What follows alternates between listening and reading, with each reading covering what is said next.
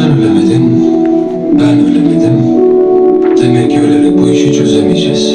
En iyisi ayrılmak. Beni hayatında istemiyor musun?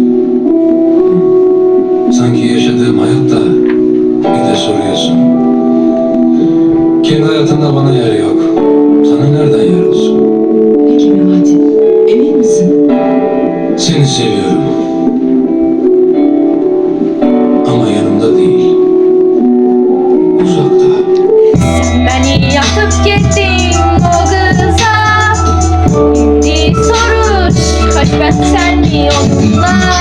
Yüreğim sende kaldı ama suram. Belki bir gün anlayarsan kimidim sersene. Yeni gece düştü sessiz otaqlarda. Adını çəkirəm ama sen yoksan. Her hatireler canımı yandırır. Senin yokluğun soyuktur, alışmıram. O kız gülür senin yanında. Ben ise köyünde şekillerde kalmışam. Sen dedin bitti. Ama ben hele de her sessizlikte seni eşidirəm. Eşidirəm, eşidirəm, seni eşidirəm. Belki bir gün dönersen geriye. Eynikçeden geçersen yine. Ondan anlayarsan bu yürek niye seni hele de gözleyip sessizce.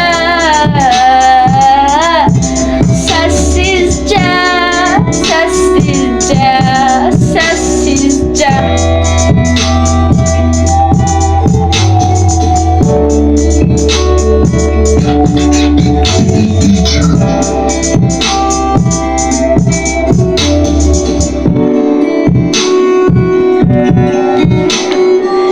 Yeni gece düştü sessiz otaqlarda.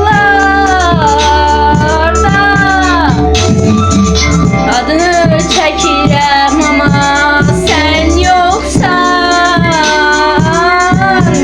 Sen yoksan her hatirə canımı yandırır.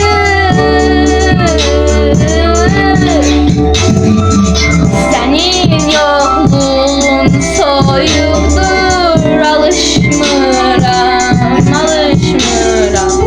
O kız gülür senin yanında. Neyse köyünde şekillerde kalmışam. Sen dedin bitti. Ama ben hele de her sessizlikte senin sesini eşidirəm. Senin sesini eşidirəm. Eşidirəm.